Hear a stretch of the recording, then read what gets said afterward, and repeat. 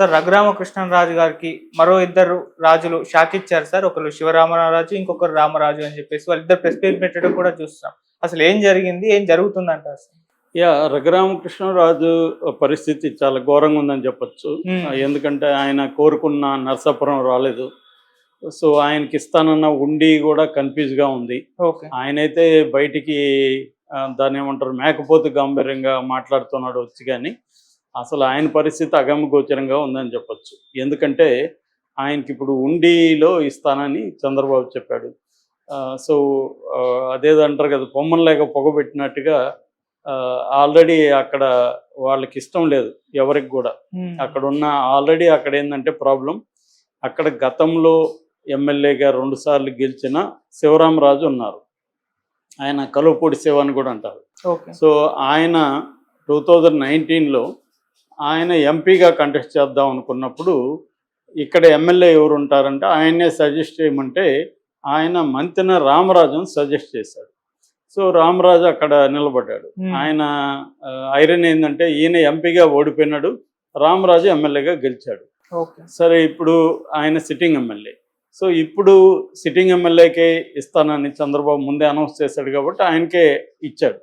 దాన్ని భరించలేక శివరామరాజు ఏం చేశాడంటే, నేను ఇతని కోసం అక్కడ ఎంపీగా ఉన్నాను కాబట్టి ఇతన్ని నేను పెట్టాను, ఇప్పుడు నా ఒరిజినల్ సీట్ ఇది, నాకు ఇచ్చేయండి అని ఇతను అడగడం మొదలుపెట్టాడు. కానీ రామరాజు ఒప్పుకోలేదు. ఎందుకంటే ఆల్రెడీ నేను ఒక ప్రతిపక్ష ఎమ్మెల్యేగా ఇక్కడ వైసీపీతో పోరాటం చేశాను 5 ఏళ్ళు. సో ఇప్పుడు కాబట్టి మళ్ళీ నాకు ఇది కావాలి, నేను గెలిచి చూపిస్తాను అని చెప్పాడు. ఎందుకంటే అక్కడ వరుసగా ఒక 2004లో తప్ప 7 సార్లు అక్కడ తెలుగుదేశం గెలిచింది. అది స్ట్రాంగ్ తెలుగుదేశం నియోజకవర్గం. సో ఇప్పుడు శివరామరాజు ఏం చేశాడంటే, నిన్న ఆయన రెబల్గా ఇండిపెండెంట్ అభ్యర్థిగా ఆయన నామినేషన్ వేశాడు. ఆయన ప్రచారం ముమ్మరంగా ఇంటింటికి వెళ్ళి చేసుకుంటున్నాడు. ఆయన కాన్ఫిడెన్స్ కూడా ఉంది, ఎందుకంటే ఆల్రెడీ 2 సార్లు గెలిచాడు ఆయన. సో ఈ ఒక పక్క ఆయన చేసుకుంటుంటే ఇంకొక పక్క మంతెన రామరాజు కూడా చేసుకుంటున్నాడు.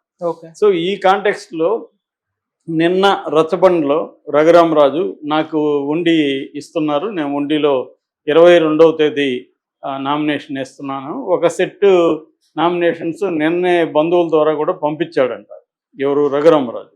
సో ఈ కాంటెక్స్ట్లో ఇప్పుడు మంతెన రామరాజుతో ఈరోజు చాలా మీడియా సంస్థలు మాట్లాడినాయి.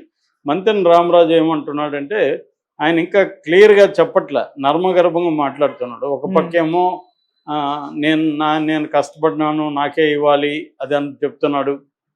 ఇంకొక పక్కేమో రకరకాల సమీకరణాల్లో వేరే వాళ్ళకి ఇవ్వాల్సి వస్తూ ఉంది, దాన్ని మరి చంద్రబాబు నాకేం చెప్తాడనేది తెలీదు, దాన్ని ఆయనతో రేపు కానీ ఎల్లుండి కానీ కలుస్తున్నాను, దాన్ని బట్టి ఆయన ఏం చెప్తాడనే దాన్ని బట్టి నిర్ణయించుకుంటా, అట్ ద సేమ్ టైం కార్యకర్తల మనోభావాలకు అనుగుణంగా నడుచుకుంటా ఉంటున్నాడు. అంటే ఆయన రెబల్గా పోటీ చేస్తాడా చేయడా అని ఇంకా తేల్చుకున్నట్టుగా కనిపించలేదు. అంటే చంద్రబాబు ఆయనకి నిర్దిష్టంగా ఏదో ఒక హామీ ఇస్తే ఆయన తగ్గచ్చు, ఒకవేళ అది గ్యారంటీగా కనిపించట్లేదు. ఆయన తగ్గినా కూడా ఆయన అనుచరులు అయితే తగ్గట్లేరు, ఆల్రెడీ వాళ్ళు నిరాహార దీక్షలకు కూర్చుంటున్నారు. సో రెండోది ఏంటంటే, అక్కడ అనేక మంది టీడీపీ కార్యకర్తలతో మాట్లాడితే కూడా రఘురామకృష్ణరాజుకి టికెట్ ఇవ్వడం పట్ల ఎవరికి కూడా, ఈ 2 గ్రూప్స్లో ఎవరికి కూడా ఇష్టం లేదు. దానికి కారణం ఏంటంటే, ఈయన అందుబాటులో ఉండడు. గతంలో నరసాపురంలోనే చూసాం కదా, ఆయన ఎప్పుడూ రాలేదు, ఢిల్లీలోనో హైదరాబాద్లోనూ కూర్చొని ఉంటాడు. అక్కడ మీడియాతో మాట్లాడితే మా పనులు ఎట్లా అవుతాయి, మాకు ఏదైనా సమస్య ఉంటే ఎక్కడ పోయి చెప్పుకోవాలి, ఒకవేళ ఆయన ఇక్కడికి వచ్చినా కూడా ఆయన కలవడం చాలా చాలా కష్టం, ఆయన ఫ్రీగా అందరితో కలవడు మనిషి. కాబట్టి ఎమ్మెల్యే అంటే మాకు మామూలుగా ఇప్పుడు ఎమ్మెల్యే అంటే ఎవరైనా అందుబాటులో ఉంటారు, ఎప్పుడైనా పోయి వాళ్ళకి సమస్యలు చెప్పుకోవచ్చు. కానీ ఈయన పరిస్థితి అలా కాదు. కాబట్టి ఈయన రైట్ క్యాండిడేట్ కాదని అక్కడ తెలుగుదేశం వాళ్ళంతా చాలామంది ఈరోజు మీడియాతో మాట్లాడారు. సో ఈ కాంటెక్స్ట్లో రఘురామకృష్ణరాజుకు ముందే తెలిసిపోతుందా ఇక్కడ వాతావరణం?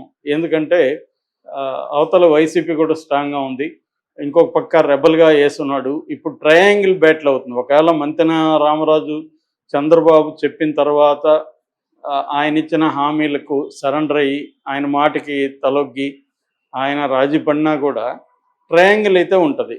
వైసీపీ ఈ శివరామరాజు, రఘురామరాజు ముగ్గురు అవుతారు.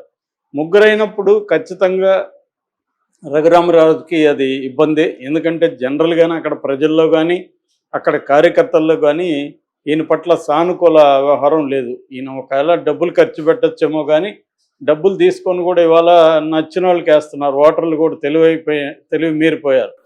సో డబ్బులు ఇచ్చినంత మాత్రాన్ని గెలుస్తారనుకుంటే అందరూ డబ్బులు ఉండే వాళ్ళకే పెడతారు కదా. సో అట్లా లేరు ఇవాళ పరిస్థితి. డబ్బులు తీసుకుంటారు, నచ్చిన వాళ్ళకి వేస్తున్నారు. ఆ డబ్బులు తీసుకున్నామనే లాయల్టీ ఇవాళ పోయింది. ఎందుకంటే వీడు ఎందుకు ఇస్తున్నాడు, మన డబ్బులే కదా అక్రమ మార్గాల్లో సంపాదిస్తున్నాడు, వీడికి మనం ఎందుకు లాయల్గా ఉండాలన్న అభిప్రాయం జనంలో కూడా వచ్చేసింది అనమాట. ఇంతకు ముందు ఆ లాయల్టీ ఉండేది. ఆ నలుగురు దగ్గర తీసుకుంటే 4 ఓట్లు ఇంట్లో ఉంటే ఒకరికి వేసేవాళ్ళు. ఇప్పుడు అలా లేదనమాట. ఇప్పుడు నచ్చిన వాళ్ళకి వేస్తున్నారు, డబ్బులు ఎవరిచ్చినా డబ్బులు తీసుకుంటున్నారు. ఎందుకంటే ఆల్మోస్ట్ అందరూ ఇస్తున్నారు ఇవాళ, హెచ్చు తక్కువ. సో ఆ రకంగా రఘురామకృష్ణరాజుకి ఒక పక్కేమో ఉండేది పోయింది, ఇంకొక పక్కేమో ఇది కూడా గ్యారంటీగా కనిపించలే సీట్ ఇచ్చినా కూడా. సో ఇది చంద్రబాబు కావాలనే చేశాడా? ఎందుకంటే ఆయన అనుకుంటే నర్సాపురం ఇప్పించుండేవాడు ఆయన బీజేపీ దగ్గర. లేదు, అసలు ఇచ్చేటప్పుడే కండిషన్ పెట్టి ఇచ్చుండేవాడు కదా. సో రఘురామకృష్ణరాజు ఏంటంటే ఒక ఓవర్ కాన్ఫిడెన్స్తో ఉన్నాడు. నేను పార్టీలో చేరాల్సిన అవసరం లేదు, నాకు ఎవరు టికెట్ ఇస్తే వాడి పార్టీలో నేను చేరుతాను అన్న పద్ధతిలో, అంటే నాకు టికెట్ ఇవ్వడమే మీకు గొప్ప అవకాశం అన్నట్టుగా బిహేవ్ చేశాడు. దాంతో ఎవరు ఇవ్వలేదు. ఇవ్వకపోగా నువ్వు ఏ పార్టీలో చేరినప్పుడు నీకు ఎట్లా ఇస్తారో అన్న రివర్స్ అటాక్ చేశారు ఆయన మీద. దాంతో ఆయన బాగా హర్ట్ అయ్యాడు. హర్ట్ అయ్యి చంద్రబాబు మీద కూడా పరుషంగా మాట్లాడాడు. మళ్ళీ తగ్గాడు, ఎందుకంటే ఆయనకు వాస్తవం మళ్ళీ కనిపించింది. సో ఆ క్రమంలో ఆయన ఎంపీగానే కోరుకున్నాడు. ఎందుకంటే ఎంపీగా ఉంటే ఢిల్లీలో ఉండొచ్చు, ఢిల్లీలో అక్కడ దేశ నాయకులతో మనం దగ్గరగా ఉండొచ్చు. ఎందుకంటే ఆయన కంపెనీలు దాదాపు 7-8 రాష్ట్రాల్లో ఉన్నాయి, పవర్ ప్రొడక్షన్ కంపెనీస్. సో దానికి సంబంధించి అన్ని రాష్ట్రాల్లో ఆయనకి పనులు ఉంటాయి కాబట్టి జాతీయ స్థాయి బీజేపీ నాయకులతో దగ్గరగా ఉంటే ఆయనకి ఇబ్బంది ఉండదు. సో అది ఆయన కోరుకున్నాడు, కానీ అది సాధ్యం కాలేదు. అంటే చంద్రబాబే ఆయనకి చేయలేదా అన్న ఇది ఒకటి కనిపిస్తుంది. నెక్స్ట్ ఏంటంటే ఇప్పుడు ఆయన ఇంకొక పని కూడా చేశాడు.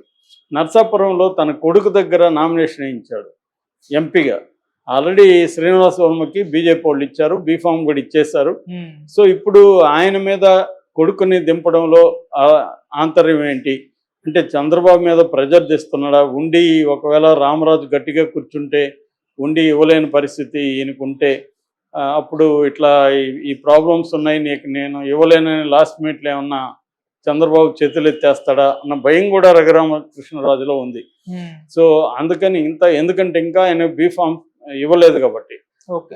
రేపు పొద్దున ఒక్కొక్కసారి నామినేషన్ వేసినాక కూడా విత్డ్రా చేసుకునే పరిస్థితి చాలా ఉంటుంది, లేదా రెబల్గా మళ్ళీ ఇంకొకరు నిలబెట్టే పరిస్థితి కూడా చాలాసార్లు చంద్రబాబు కూడా గతంలో చేశాడు. ఇది తను ఒకరికి ఇచ్చి బీఫాము వాళ్ళతో ఇబ్బంది అనుకొని ఇంకొకరిని రెబల్గా నిలబెట్టి ఇవన్నీ చేసిన సందర్భాలు ఉన్నాయి.